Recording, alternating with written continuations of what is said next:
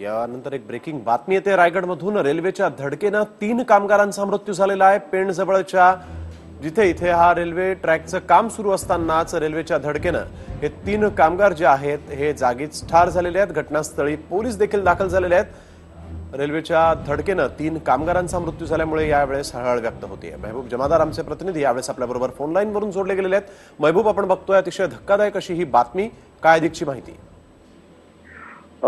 3 जण या ट्रॅकवर, म्हणजे जो आपला पेनच्या जवळ जो ट्रॅक आहे, म्हणजे मुंबईहून तो गोव्याकडे जाणारा ट्रॅक आहे। हा गोव्याच्या दिशेला म्हणजे रोहा इथून जाते कोकण रेल्वेचा हा ट्रॅक आहे। व रात्री सुद्धा या ठिकाणी ट्रॅक दुरुस्तीचं काम चालू होतं।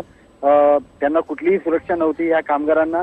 एकूणच ज्याप्रमाणे ट्रेन्स आल्या गेल्या तर कामगारांना अगोदर कळवावं लागतं व त्यांना बाजूला काढावं लागतं, त्यानंतर ट्रेनला जायला मार्ग द्यायला लागतो। परंतु या ठिकाणी कुठलीही सुरक्षा नसताना रात्रीच्या वेळी ही काम चालू होतं व या धडकेमध्ये 3 कामगारांचा मृत्यू झालाय। पोलीस व अँब्युलन्स घटनास्थळी दाखल झालेले आहेत व तिथे आता पंचनामा चालू आहे या सगळ्या गोष्टीचा।